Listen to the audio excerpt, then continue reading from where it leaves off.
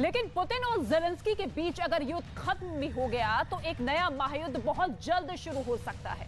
मौत बांटने वाला एक नया कारखाना तैयार हो चुका है और अगर ये युद्ध शुरू हुआ तो इसमें पुतिन को भी कूदना पड़ेगा।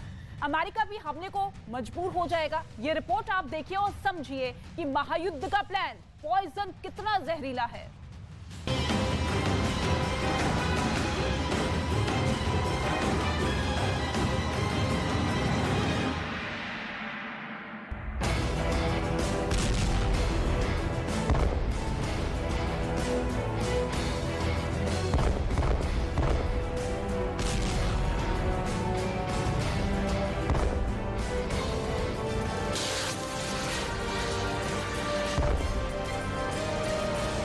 यूक्रेन में युद्ध हुआ।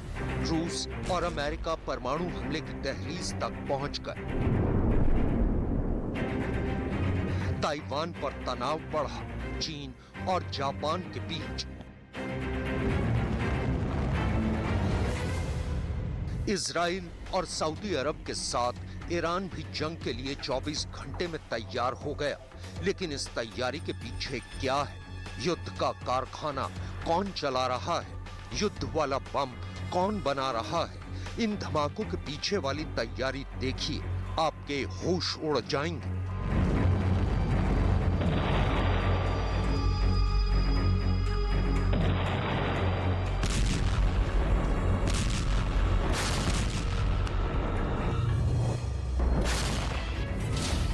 यूक्रेन में युद्ध के लिए रूस को ड्रोन सप्लाई करने वाला ईरान अब ताजिकिस्तान में ड्रोन फैक्ट्री खोल रहा है। इजराइल ने अपनी कंपनियों से कहा है कि वो लंबी दूरी वाले स्टेल्थ ड्रोन बनाए। ज़ेलेंस्की ने भी डिमांड रखी है। ज़ेलेंस्की को अब नेवी वाले ड्रोन चाहिए और उन्होंने 10-20 नहीं 100 से ज्यादा ड्रोन की डिमांड रख दी है।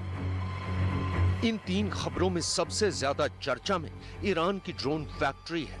ईरान अपने ड्रोन वाले पैर पसार रहा है और उसने ताजिकिस्तान में ड्रोन का बवंडर शुरू कर दिया है। ईरान के ड्रोन का कहर ज़ेलेंस्की ने देखा है। यूक्रेन में ईरान के ड्रोन से रूस ने इतने हमले किए हैं कि ज़ेलेंस्की का बंकर भी टारगेट पर आ गया।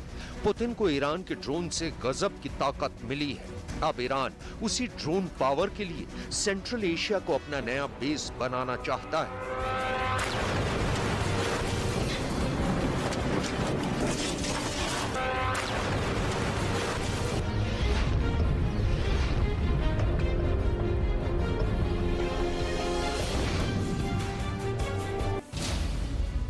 मई 2022 में ईरान ने ताजिकिस्तान में ड्रोन फैक्ट्री खोली, जिसमें अब अबाबील ड्रोन बनाए जा रहे हैं। अबाबील ड्रोन के कई वर्जन हैं और ये सूडान से लेकर इराक और यमन से लेकर सीरिया और लेबनान तक इस्तेमाल किए गए हैं। अबाबील ड्रोन दुश्मन पर नजर रखने के लिए भी इस्तेमाल होता है और इससे दुश्मन के ठिकानों पर बमबारी भी की जा सकती है। ईरान पिछले 3 दशकों से ऐसे ड्रोन तैयार कर रहा है।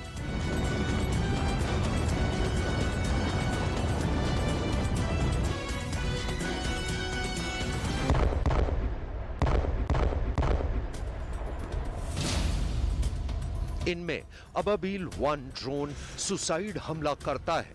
इसमें 40 किलो तक विस्फोटक होता है और ये टारगेट से खुद को टकराकर उसे तबाह कर देता है।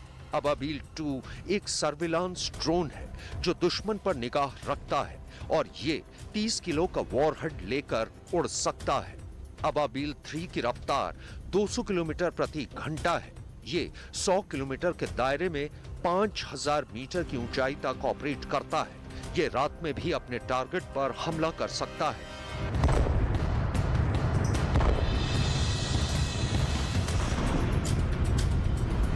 अभी तक ईरान की सुरंगों में ड्रोन का गोदाम दिखाया गया है, लेकिन अब ईरान इसका उत्पादन दूसरे देशों में कर रहा है।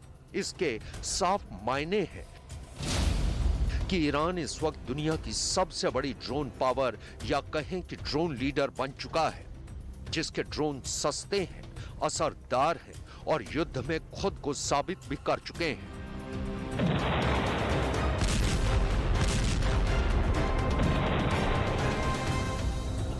यूक्रेन युद्ध में ईरान के ड्रोन का खौफ कितना ज्यादा है, ये खुद वहां के राष्ट्रपति व्लादिमीर ज़ेलेंस्की से बेहतर कौन जानता है।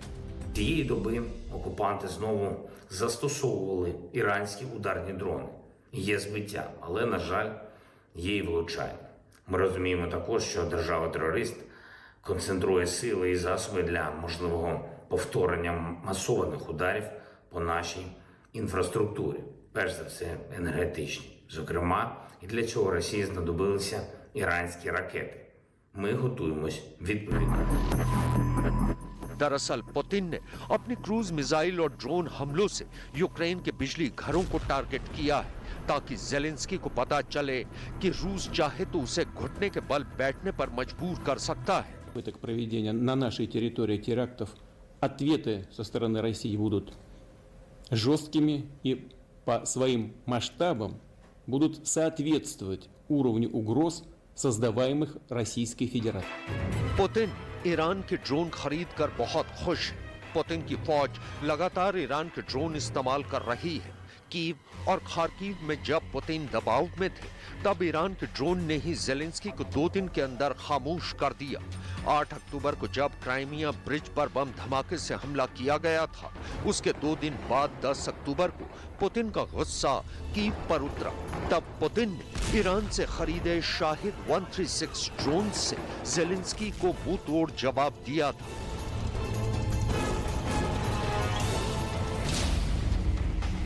ईरान का शाहिद 136 ड्रोन रूस के लिए हीरो बन चुका है, तो ज़ेलेंस्की और यूक्रेन के साथ पूरे नेटो के लिए सबसे बड़ा विलेन कहा जा रहा है। 8 अक्टूबर को सुबह 6:07 का यह वीडियो देखिए, जब रूस को क्राइमिया से जोड़ने वाले पुल पर बहुत बड़ा धमाका होता है। क्राइमिया से रूस का संपर्क टूट जाता है।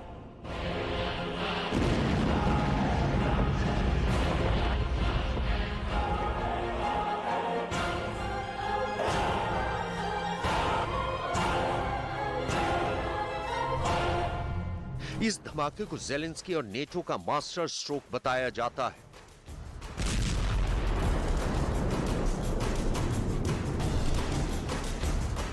पूरी दुनिया में रूस और पुतिन का मजाक बनाया जाता है। पश्चिमी मीडिया पूछती है कि इस हमले के बाद पुतिन की हुकूमत का अंत करीब है।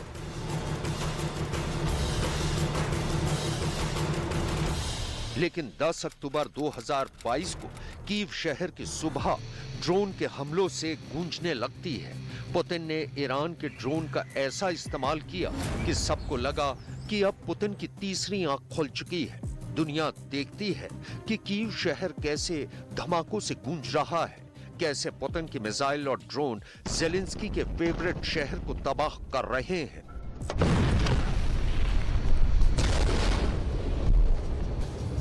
Дуже продуктивна наша з нею розмова, робоча розмова. Маємо підтвердження від пані президентки щодо макрофінансової підтримки для України до кінця цього року і в наступному році. Обсяг і деталі цієї програми будуть представлені нашими європейськими друзями вже на тижні, що починається.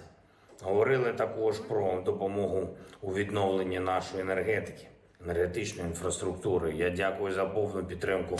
ये पुतिन का ड्रोन वाला बदला है, जो बहुत आराम से और बहुत खामोशी से लिया गया। लेकिन पुतिन को खेरसौन में बहुत बड़ी शिकस्त मिली है। ऐसे में पुतिन बहुत ज्यादा बेताब है।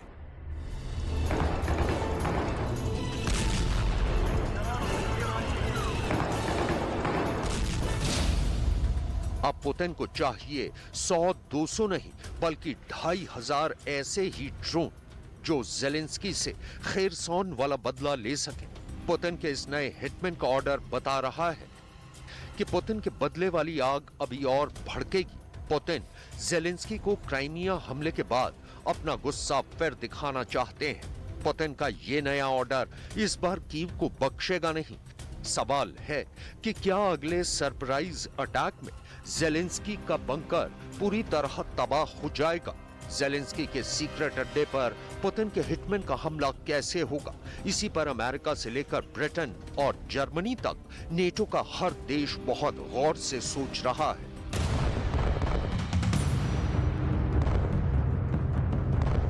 angreifen und wie sie töten. All das ist vollkommen inakzeptabel. Wir fordern ein sofortiges Ende der Gewalt. Wir fordern die Freilassung. Reports ऐसी मिलती रही हैं कि रूस ने जुलाई और अगस्त में अपनी फोर्स को ईरान के ड्रोन्स ऑपरेट करने की ट्रेनिंग दी थी। इस बात ने नेटो को भी हैरान कर दिया था।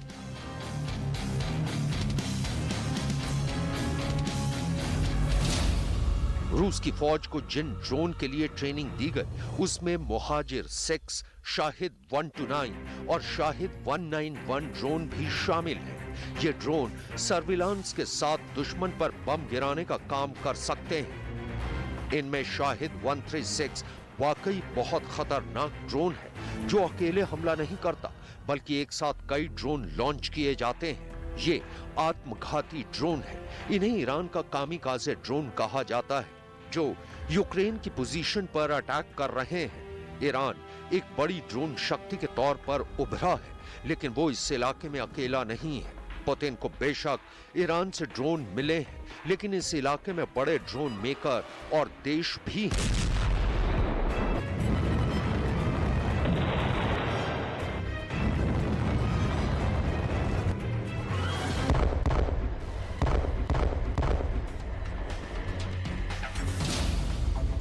ईरान के अलावा तुर्की बड़ी ड्रोन शक्ति है जिसके ड्रोन ने अर्मेनिया को हराने में अजरबैजान की बड़ी मदद की थी। वहीं ईरान का सबसे बड़ा दुश्मन इजराइल भी है जो हाईटेक ड्रोन के मामले में सबसे आगे कहा जा सकता है। तुर्की के ड्रोन TB2 बहुत बेहतरीन ड्रोन माना जाता है। अब ऐसे ड्रोन पाकिस्तान के पास भी आ रहे हैं, लिहाजा भारत को भी अपनी ड्रोन पावर में कई गुना इजाफा करना होगा और इसमें ईरान की सस्ती तकनीक और युद्ध में कामयाब रहने वाले ड्रोन से काफी कुछ सीखा जा सकता है।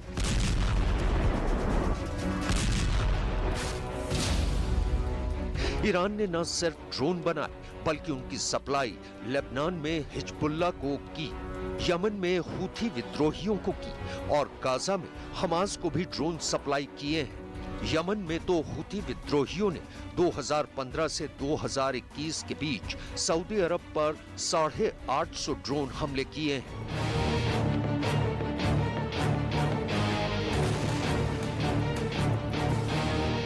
यही वजह है कि इजराइल बहुत चौकन्ना हो गया है।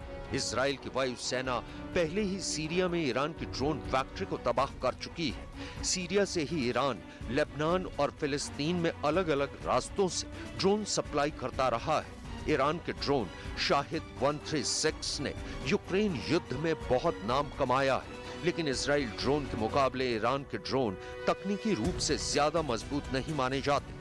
लेकिन ये भी एक सच है कि ईरान के ड्रोन की लागत किसी भी इजरायली ड्रोन के मुकाबले 10 गुना कम होती है। हालांकि इजराइल की ड्रोन टेक्नोलॉजी से अमेरिका ने भी काफी कुछ सीखा है। इजराइल में इस वक्त 50 से ज्यादा कंपनियां ड्रोन पर काम कर रही हैं। इनका कारोबार अरबों डॉलर का है।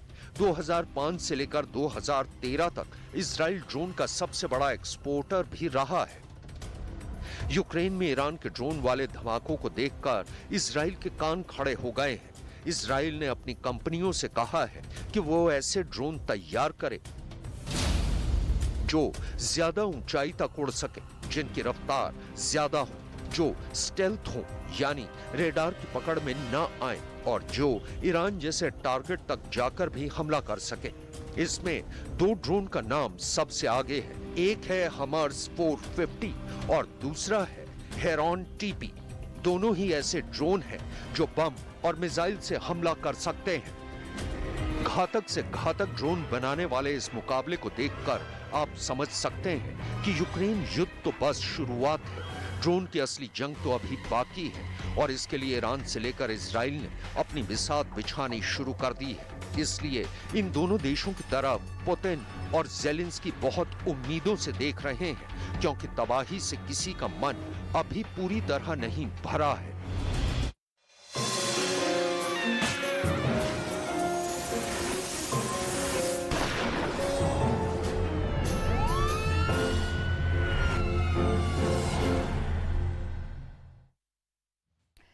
प्राइम वीडियो लेकर आया एक अनोखा क्रिकेटिंग अनुभव। 18 से 30 नवंबर भारत और न्यूजीलैंड के बीच बड़ा मुकाबला खेला जाना है। दोनों देशों के बीच 3 टी20 और 3 ओडीआई खेले जाएंगे। हर मैच के पल पल के विश्लेषण के लिए होंगे रवि शास्त्री, हर्षा भोगले, जहीर खान, अंजुम चोपड़ा, गुंडप्पा विश्वनाथ, वेंकटपति राजू और कई बड़े नाम। खास बात यह है कि Amazon प्राइम वीडियो पर यह खास कवरेज आपको हिंदी, तमिल, तेलुगु, कन्नड़ और अंग्रेजी में भी मिलेगी।